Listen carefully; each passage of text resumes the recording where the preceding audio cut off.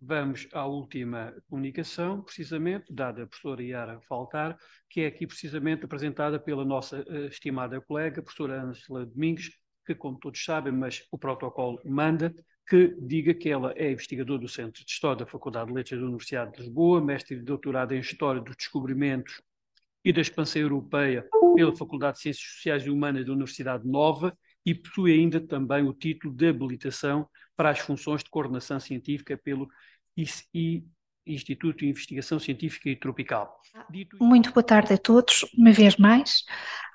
E queria começar dizendo que esta comunicação centra-se nas observações gerais e particulares sobre a classe dos mamíferos observados nos territórios dos três rios da Amazonas, Negro e Madeira, com descrições circunstanciadas que de quase todos eles deram os antigos e modernos naturalistas e principalmente com dos tapuios. O título é longo, mas é a apresentação de uma memória científica que é da autoria do naturalista Alexandre Rodrigues Ferreira, um luso-brasileiro nascido em Salvador em 1756, que foi o protagonista de uma viagem científica que entre 1783 e 92 percorreu as capitanias do Pará, Rio Negro, Mato Grosso e Cuiabá, totalizando cerca de 40 mil quilómetros, com o objetivo de conhecer a natureza e a humanidade destas regiões consideradas periféricas do Império Colonial Português e que, com as demarcações de limites da América Espanhola subsequentes ao Tratado de Madrid, 1750, e ao Tratado Preliminar de Santo Ildefonso, 1777, bem como com as reformas ditas pombalinas e a atuação de homens afetos a Pombal nestas áreas geográficas, de que a figura paradigmática é Francisco Xavier de Mendonça Furtado, irmão do Marquês de Pombal, ganharam notoriedade no quadro do Império Colonial Português. O objetivo da comunicação é perceber como, através dos textos, como as observações gerais e particulares, que aqui é tomado como um estudo de caso, as elites intelectuais portuguesas, formadas na Universidade de Coimbra, reformada em 1772, e membros das Academias de Ciências de Lisboa e de outras instituições científicas portuguesas e europeias, participaram na polémica do Novo Mundo. Ou seja, nos debates em voga na Europa e na América sobre a origem do continente americano, da natureza e da humanidade, e nas tentativas de explicar, conceptualizar e classificar a diversidade biológica, social e cultural dos seres humanos, e saber o lugar que o Novo Mundo e os povos americanos ocupavam nas escalas hierarquizadas civilizacionais. Um debate que na segunda metade de 700 foi protagonizado por naturalistas e filósofos, como é o caso de Carlos Linneu, pelo Conde Buffon, por William Robertson, e que posteriormente foi retomado e reformulado a partir das periferias imperiais americanas, com as críticas que criolhos e luso-brasileiros como Ferreira fizeram às teorias filosófico-científicas dos filósofos de gabinete europeus sobre a natureza, os habitantes e a história da América, em função dos conhecimentos e experiências que tinham vivenciado e observado no Novo Mundo. No âmago da sua fundamentação, encontrava-se a observação direta proporcionada pela viagem. Deve, contudo, clarificar-se que os resultados da contribuição do naturalista Ferreira a este debate foram escassos, porque os seus textos, como é o caso das observações, não foram publicados por largo período de tempo. Desde o século XV, que filósofos, teólogos, naturalistas, médicos, pensadores criaram inúmeras teses para explicar as inumeráveis diferenças geográficas, científico-naturais e biológicas com que os europeus se depararam com a abertura do mundo. uma consequência dos descobrimentos e da expansão iniciados pelos povos ibéricos. Estas teorias foram sistematizadas e amplamente estudadas, entre outros, por historiadores como Antonello Gerbi e Jorge Cañizares Esguerra. Estas reflexões ganharam incontestavelmente um novo fôlego no século XVIII, quando o continente, a natureza e a humanidade americanos constituíram uma preocupação nas tentativas de encontrar um lugar para este novo mundo nos sistemas epistemológicos europeus. O novo mundo ocuparia um lugar muito claro em relação ao velho mundo, era visto como débil, inferior, imaturo e, em alguns casos, degenerado. E torna-se um problema intelectual e científico, com pensadores e filósofos a refletirem sobre o lugar da espécie humana no mundo natural e a considerarem a classificação racial como uma parte da história da humanidade. É nesta linha que se pode também entender e interpretar as obras do naturalista Carlos Linneu, do filósofo escocês David Hume, do filósofo alemão Immanuel Kant, de Georges Leclerc, Conde de Buffon, e do filósofo holandês Cornelius de Pau. Estes pensadores sistematizam ideias sobre as diferenças humanas, desenvolvem teorias sobre hierarquias raciais, nas quais a raça branca ou europeia ocupava uma posição cimeira, enquanto que os não-europeus ocupavam um lugar de inferioridade, considerando ainda que apenas a intervenção dos europeus seria capaz de trazer os outros povos, considerados mais primitivos ou mais ociosos, a estados superiores civilizacionais. Estas hierarquias classificatórias ancoravam-se e fundamentavam-se em conceitos tão poderosos como razão, progresso, raça, civilização, barbárie, que fundamentam a invenção da diferença. E importa ainda clarificar que muitos destes conceitos não tinham significado que hoje lhes atribuímos, mas estavam irrefutavelmente imbuídos de uma componente propagandística e antimigratória disfarçada com argumentos científicos que repercutia as rivalidades nacionais e imperiais dentro da Europa e justificava planos de dominação expansionistas e imperiais das novas potências do norte da Europa no mundo ibero-americano e no espaço atlântico. Se estas novas correntes surgem na Europa a partir de meados do século XVIII, verificamos igualmente que logo depois sucede uma renovação desta polémica no Novo Mundo a partir das periferias imperiais e com a participação das elites criolhas neste debate. A questão foi inicialmente estudada por Cañizares Esguerra, já citado, quando valoriza a contribuição dos intelectuais americanos que, embora formados nas universidades europeias, tinham um conhecimento direto dos domínios coloniais americanos, bem como nos discursos que estes construíram, alternativos aos que eram produzidos na Europa iluminista. Cañizares Esguerra evidencia que tanto estes criolhos como os jesuítas que exerciam o seu munus na América e que regressaram ao continente europeu depois de 1759,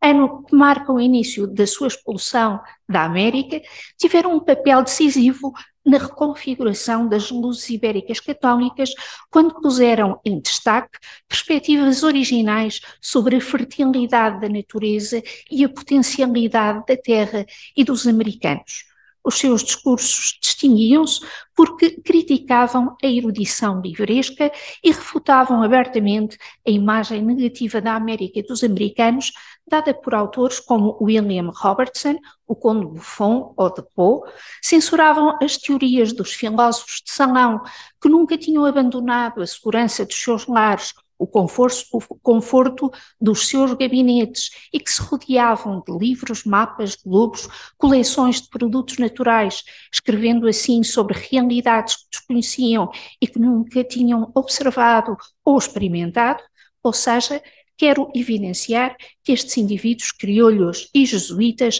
não eram receptores passivos das ideias que vinham dos reinos europeus e construíram os seus discursos sobre a América, os quais não estavam marcados por muitos preconceitos que marcavam a cultura científica ocidental em relação às terras, habitantes e monstruosidades naturais do Novo Mundo, mas revelavam o conhecimento direto do território e da natureza, construídos com base na valorização da observação e da proximidade e conhecimento locais.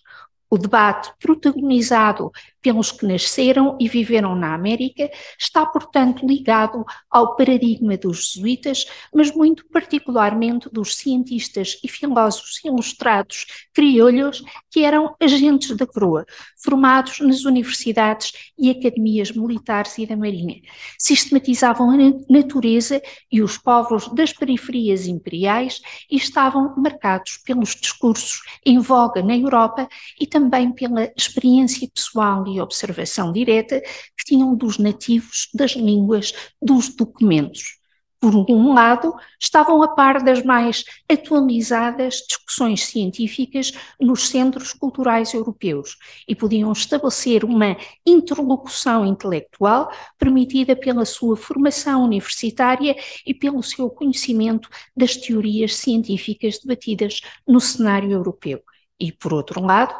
tinham um conhecimento relacionado com a sua origem americana e com a viagem científica baseado na vivência direta e empírica da natureza e da humanidade da América.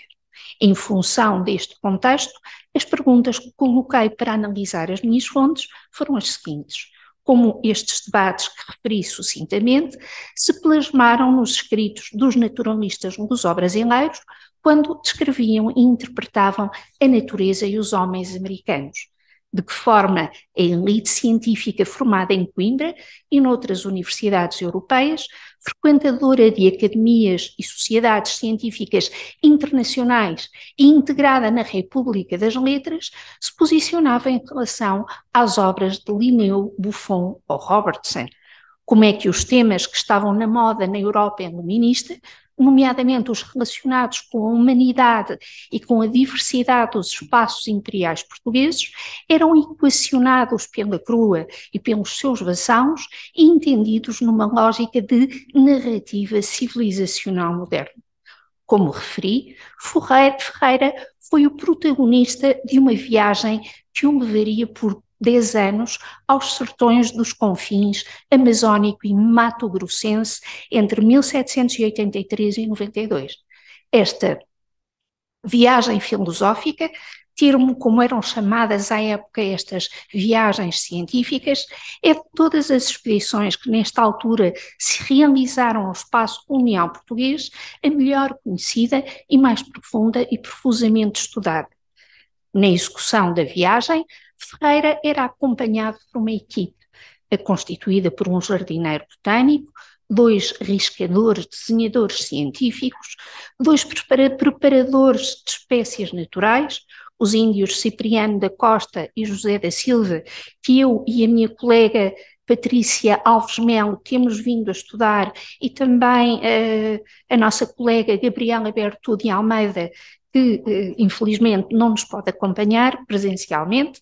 e para além disso houve um número variável de guias, remeiros, soldados e intérpretes. Ao longo de 10 anos, o naturalista produziu diários de viagem, relatos, memórias, ofícios, cartas, recolheu inúmeras espécies animais, vegetais e minerais, coletou artefactos provenientes das comunidades amazónicas, refletiu sobre a natureza, os animais e os homens do território e com estas representações construiu imagens dos indígenas brasileiros, fizeram-se destes muitos textos, aguarelas, artefactos, amostras de espécimens que foram enviados do sertão amazónico e mato-grossense para as instituições de ciência portuguesa.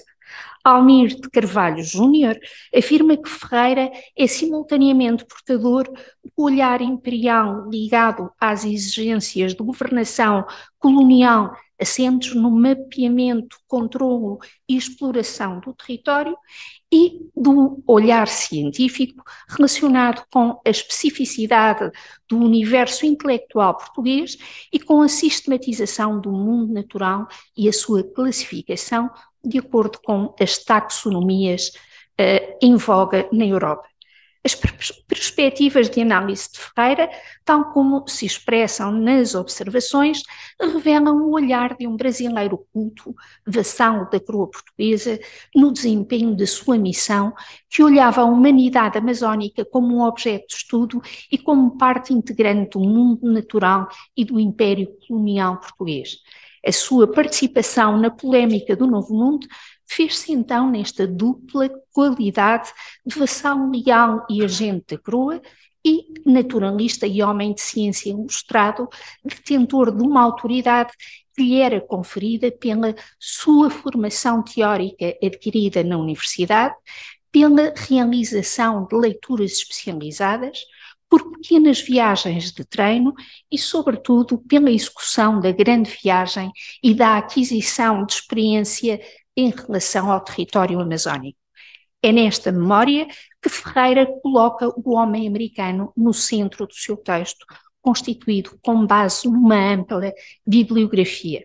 O naturalista mostra que tinha conhecimento dos problemas científicos em pauta na ciência europeia ou identificar temas que eram estruturantes no debate científico-natural e marcantes na cultura científica deste período, tais como a pequenez, inferioridade, debilidade dos animais na América Meridional, a idade geológica do globo, a origem do povoamento do continente americano, a primazia do descobrimento do Novo Mundo, a influência das causas físicas nas variações da cor da pele dos humanos, os atributos físicos e morais dos tapuias, o lugar que a natureza e os habitantes da América ocupavam na história do Novo Mundo e da humanidade.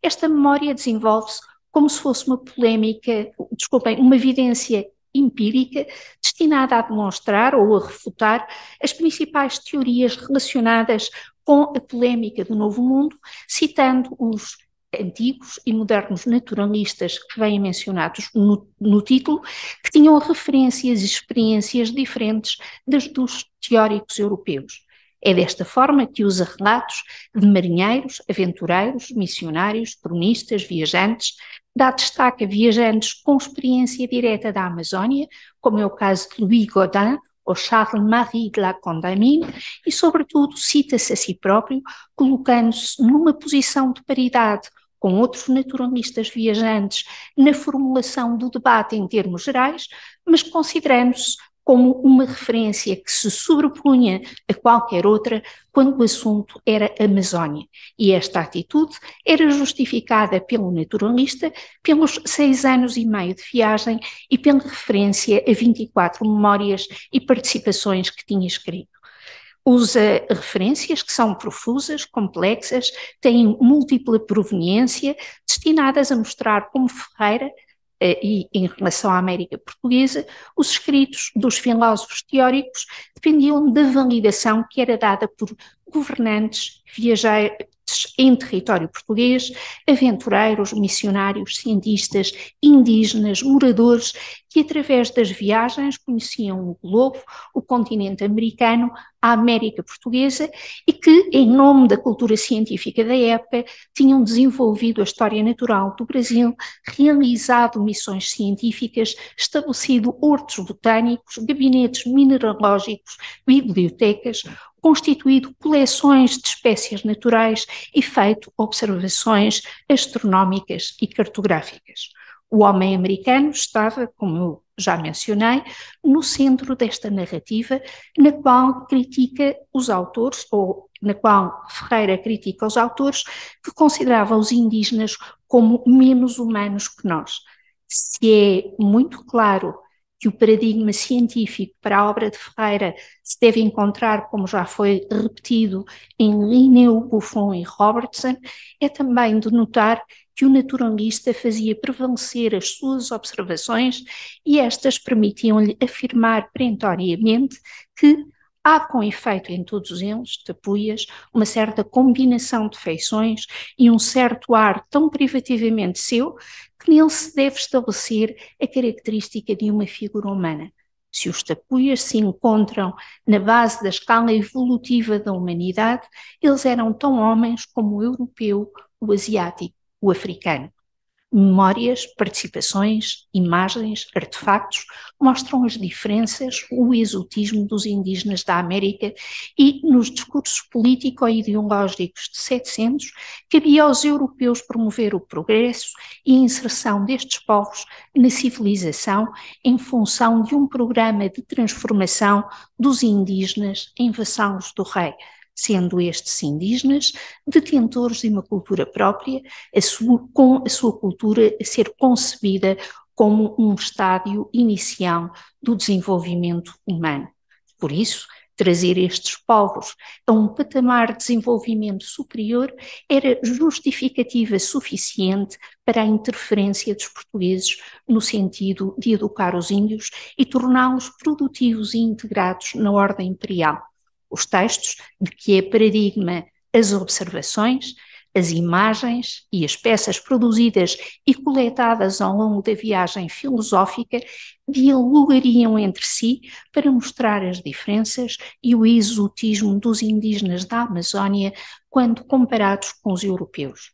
Este diálogo permitia igualmente fundamentar a classificação e hierarquização dos povos amazónicos, mostrando que Ferreira estava a par das principais debates filosófico-científicos surgidos na Europa e se posicionava em relação a ele, entrando neste diálogo como referência incontornável para a Amazónia. A dicotomia que nos escritos de Ferreira se estabelece entre natureza e cultura antecipava a discussão que se daria nos séculos seguintes nas áreas da sociologia, da antropologia, da biologia. Muito obrigada pela vossa atenção.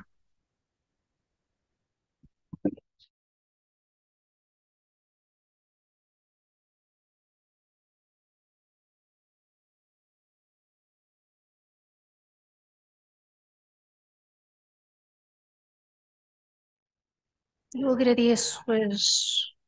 4 questões que me foram colocadas, obviamente. Começaria pela questão que foi colocada pela Ana Maria Costa, e eu diria que a questão é uma grande questão, mesmo que não se considerem, ou sobretudo se não se considerarem exclusivamente as observações gerais e particulares, mas a obra monumental de Ferreira, e sobretudo se questionarmos esta falta de publicação numa política que parece ser, ou numa opção editorial, ou a não existência dela, que parece ser uma opção do Estado, da coroa portuguesa, ao longo do século XVIII. Por exemplo. E, portanto, aquilo que nós vemos é que muitos destes relatos de viajantes, informação de natureza cartográfica, estou-me a lembrar, por exemplo, dos mapas publicados por Capassi e pelos padres matemáticos, muita desta informação não é publicada e não circula, não tendo aparentemente a valorização que noutros países europeus, muita desta informação teria ao ser publicada, ao ser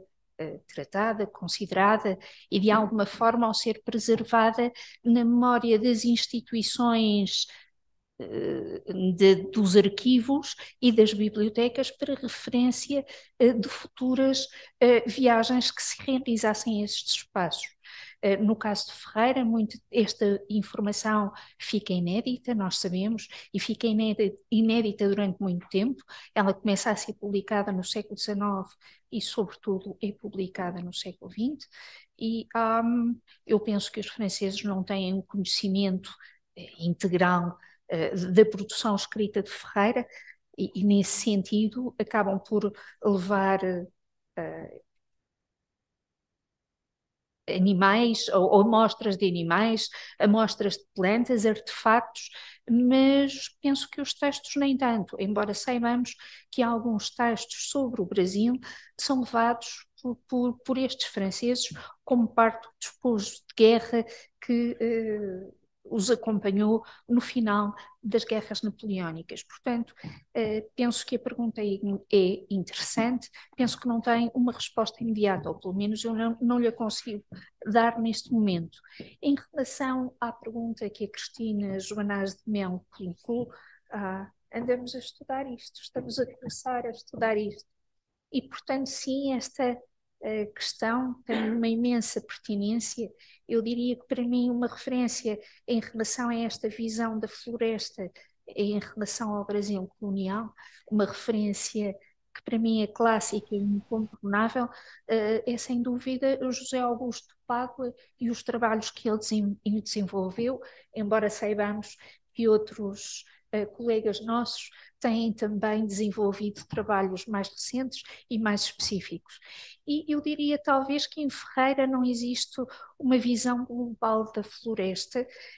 existe a preocupação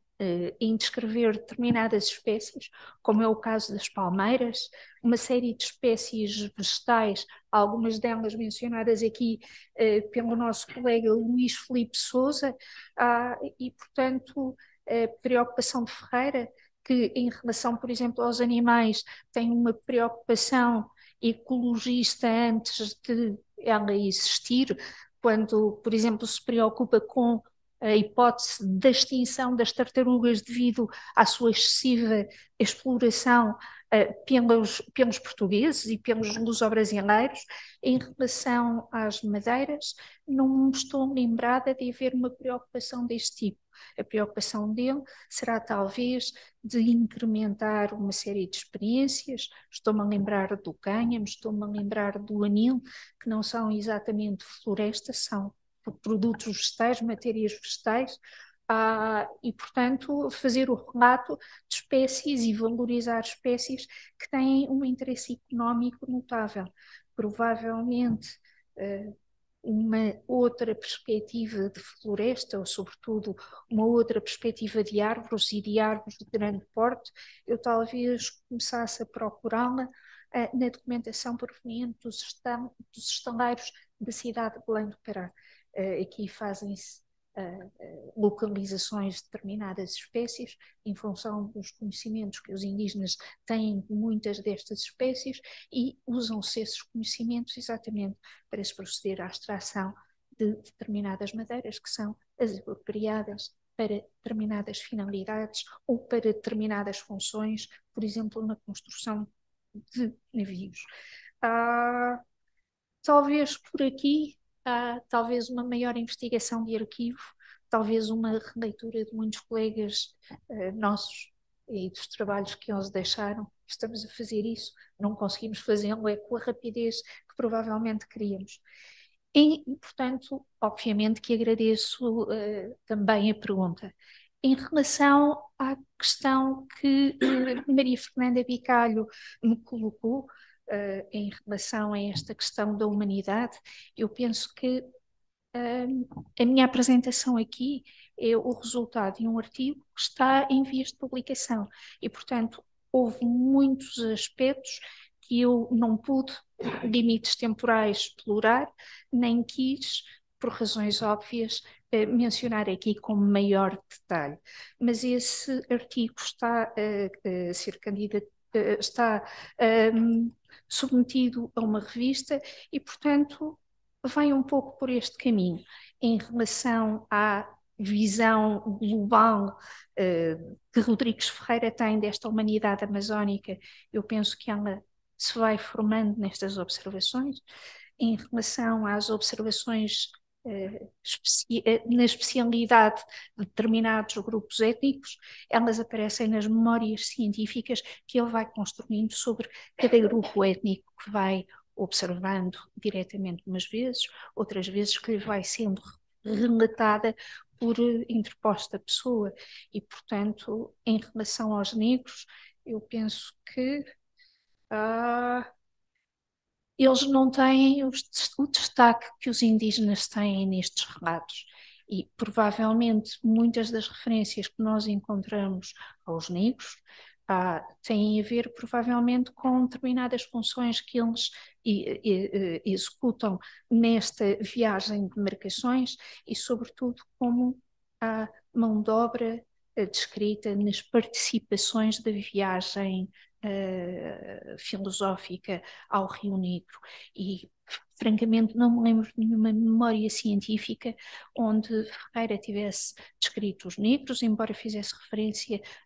de uma forma muito geral nas observações gerais e particulares. E penso que no tempo que temos eu não me atreveria a avançar mais com esta questão.